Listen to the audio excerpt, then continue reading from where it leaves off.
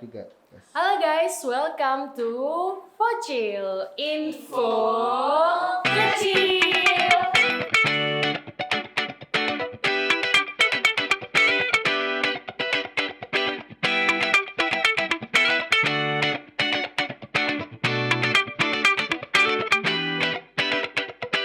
Oke, program ini termasuk dari bagian Proker Student Union Fakultas Psikologi Universitas Ciputra Surabaya.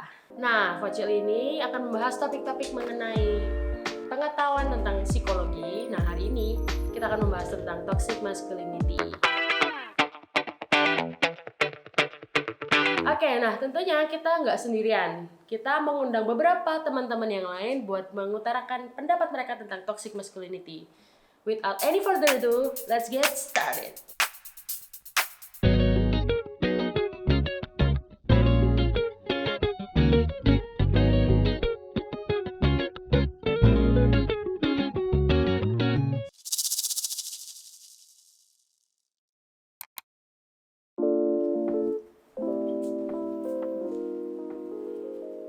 Oke, nama aku Adam Gabriel Sismianto dari jurusan Psikologi Angkatan 21. Halo semua, nama aku Raka, aku mahasiswa Psikologi Universitas Ciputra Angkatan 2021. Nama aku Ketut Casey Agastiadi Putra, kalian bisa panggil aku dengan Casey. Dan sekarang aku lagi menempuh pendidikan di Universitas 17 Agustus. Aku angkatan tahun 2019. Aku Dida Damara dari angkatan 22 jurusan Psikologi Universitas Ciputra. Oke, perkenalkan nama saya Jason Gabriel dari jurusan Psikologi Angkatan 2021. Gitu. Beberapa kali aja sih, cuma jarang aja. Sempet sih sering kali lewat di sosial media, di Instagram, YouTube, Twitter, dan lain sebagainya. Lumayan sering sih. Pernah Kak? Pernah dengar Kak? Pernah sih. Kan masculinity itu berhubungan sama mungkin dari kata maskulin ya, yang artinya lebih ke cowok gitu kali ya. Jadi mungkin menurutku lebih ke ketika kita melakukan hal yang toksik atau sesuatu yang sekiranya kayak kurang nyaman untuk didengar gitu, apalagi dalam konteks masculinity ini, dan lebih ke cowok gitu mungkin ya, lebih di targetnya gitu. Itu dimana cowok itu harus kayak pria gitu ya, harus kayak ada sisi cewek-ceweknya juga gitu, nggak boleh nangis gitu, dianggap lemah gitu, atau hanya sekadar curhat ke orang lain tentang beban hidupnya aja nggak boleh gitu. Kalau menurut saya, toxic masculinity ini sebuah keyakinan ya, dimana keyakinan ini menempatkan standar-standar pria pada umumnya di atas segala-galanya gitu Kak. Kalau menurutku toxic masculinity itu ya culture pressure yang dibuat oleh stigma orang-orang, yang dimana ya bahwa lelaki itu harus memiliki sisi maskulinitas yang sifatnya subjektif gitu. Menurutku sih enggak. Kami aja juga kayak toxic gitu, jadinya kayak nggak baik lah. Karena ya yang kayak tadi aku omongin, salah satunya kayak cowok nggak boleh nangis, padahal ya semua orang harus boleh berperasaan. Ya jadi menurutku yang namanya toksik ya udah pasti toksik gitu ya, udah pasti itu hal yang negatif gitu. Jadi menurutku ya itu adalah sesuatu hal yang jelas-jelas negatif gitu. Dan dari awalnya kita pakai kata yang toksik gitu, itu udah pasti merujuknya ke pasti hal-hal yang buruk atau hal yang bisa meracuni pemikiran kita gitu. Negatif kalau berlebihan sih gitu. Menurut saya toxic masculinity itu hal yang negatif. Pastinya ya negatif karena membatasi ruang baik pikiran maupun ruang berekspresi gitu. Cowok nangis di depan umum menurut saya juga nggak masalah, tergantung dengan apa yang dialaminya gitu. Menurutku sih santai aja, karena kan semua boleh menyampaikan perasaannya, boleh meluapkan emosinya. Ya tergantung cowoknya. Maksudnya kayak gini, kalau misalnya cowok itu merasa lega dengan meluapkan emosinya di situ, ya sudah. Atau misalnya emosinya udah nggak terbendung lagi, tapi situasi tempatnya nggak kondusif, jadinya akhirnya secara nggak langsung ngeluarin tangisnya itu di tempat umum. Jadi ya apa boleh buat? Ya boleh aja gitu. Cowok nangis di depan umum ya wajar, karena nangis ini kan bentuk dari pengekspresian diri gitu. wajar. Artinya cowok nangis depan umum bukan berarti lemah gitu. Menurutku itu nggak apa-apa sih, karena aku sempat pernah baca dan ini kayaknya sebuah fakta juga. Jadi menangis tuh sebenarnya sebuah bentuk pertahanan diri kita gitu. Jadi menurutku menangis tuh nggak mengenal gender gitu ya, mau itu cowok mau itu cewek gitu ya. Dalam kasus ini kita ngomong tentang cowok ya, karena kan emang biasanya di dalam kasus kan sering ngobrol kalau misalkan cowok nggak boleh nangis, dan itu biasanya diturunkan lewat kultur keluarga gitu ya. Tapi itu sebenarnya suatu hal yang salah dan perlu diperbaiki supaya keturunan kita yang selanjutnya itu nggak terus berlanjut gitu loh, pemikiran yang seperti itu gitu. Banyak sih menurutku. Banyak sekali sih menurut saya. Oh, masih banyak sih. Oh, masih banyak banget. Sejauh yang aku lihat hari-hari ini di lingkunganku,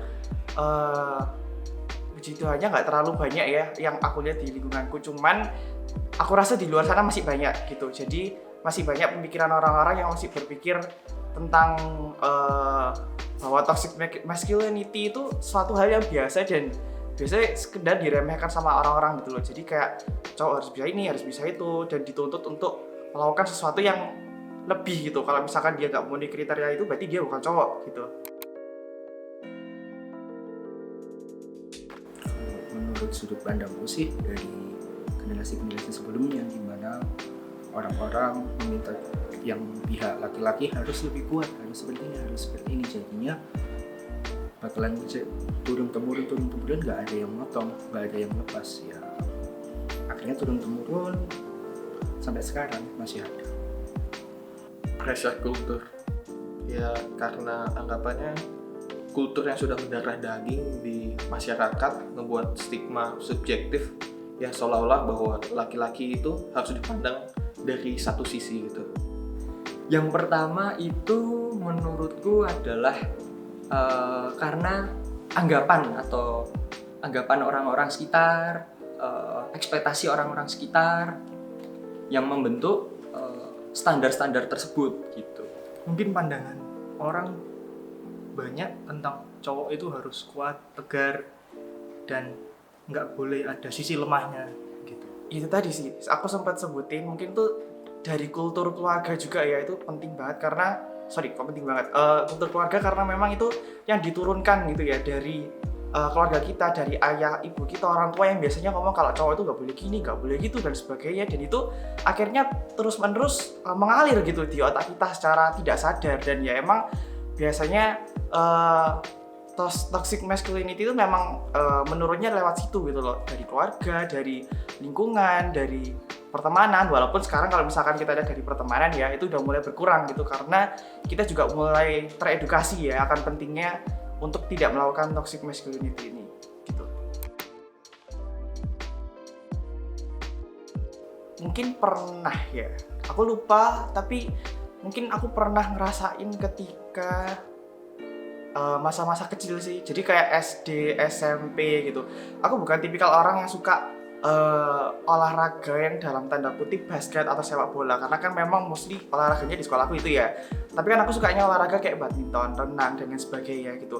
Tapi menurut mereka itu sudah suatu hal yang berbeda gitu loh. Kenapa? Karena aku dilihat sebagai seorang yang minoritas gitu loh. Anggapannya kayak ketika orang lain basket, ketika orang lain bermain sepak bola, kenapa kok aku menyendiri? Terus habis itu aku juga mainnya kayak main-main kayak badminton lah apalah, terus aku main laptop sendiri, dibilang kayak kamu gini, kamu kok nggak kayak kita, gak cowok dan lain sebagainya. Itu baru satu gitu. Terus yang kedua biasanya juga mungkin terkait sama hal-hal yang agak berbau sensitif gitu ya, biasanya kayak halnya kayak minum-minuman keras, terus habis itu juga ada merokok dan lain sebagainya gitu loh. Itu juga sempet aku rasakan gitu, bahkan sampai kuliah ini gitu loh, ketika aku punya kehidupan yang berbeda sama mereka gitu loh. Ada beberapa teman yang emang kurang bisa menghargai perbedaan gitu loh. Jadi mereka kayak langsung, kamu jadi gini, kok kamu jadi gini. Jadi mereka langsung menjudge apa yang mereka lihat gitu loh, dan mereka nggak lihat apa yang sebenarnya terjadi di aku gitu loh. Benar sih. Pernah. Pernah. Belum sih. Pernah, ya itu tadi yang kalau misalnya ada yang mau ngangkat barang kayak kayak kita secara nggak langsung itu kayak tergerak untuk membantu meskipun kita belum tahu kondisinya yang mau dibantu ini apakah benar-benar kesusahan atau jangan-jangan dia ini malah merasa direndahkan gitu. Pernah? Enggak, karena aku yang jadi korbannya gitu ya. Jadi karena aku sudah terlalu sering, bukan terlalu sering sih lebih tepatnya, pernah gitu ya, pernah untuk dijadikan korban toxic masculinity. Jadi aku tahu gitu loh, aku menjadikan itu sebagai pembelajaran dan bukan menjadikan itu sebagai cara aku buat revenge, cara aku buat balas dendam gitu. Oh, orang ini ada yang pernah ngelakuin toxic ke aku, berarti aku harus toxic juga ke dia. Wah, enggak gitu ya. Jadi yang jadi pemikiranku adalah kalau misalkan ada orang lain yang sempat melakukan itu, maka itu akan aku jadikan pembelajaran gitu loh. Jadi ketika aku mungkin menghadapi orang yang sekiranya agak berbeda gitu ya dengan apa yang ada di pemikiranku sebagai cowok, aku bisa menghargai gitu loh pilihan orang itu, aku bisa menghargai apa yang menjadi keinginannya dia yang dia lakukan gitu. Sejauh ini sih belum, dan jangan sampai ya, karena saya sendiri tahu rasanya kayak gimana. Belum sih.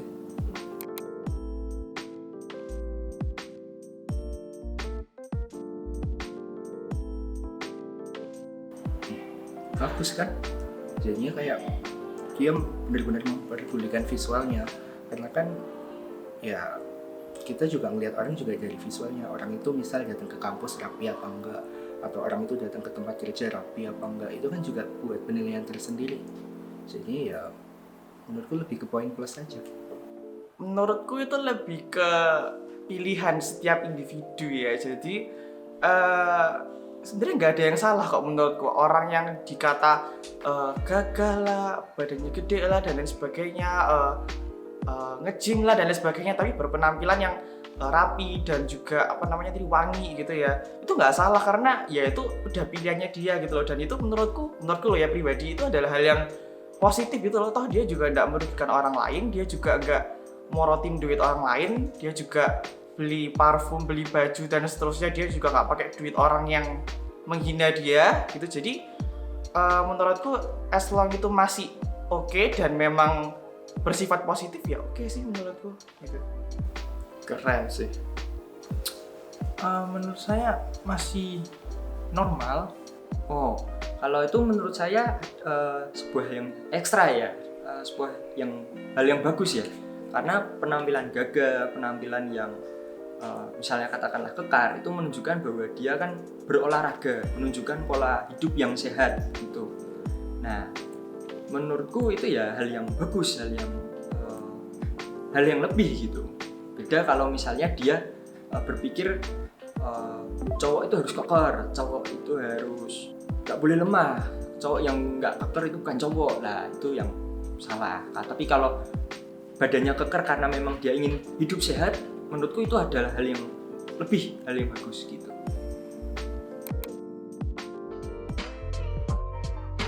Mengungkapkan perasaan itu hak dari semua orang.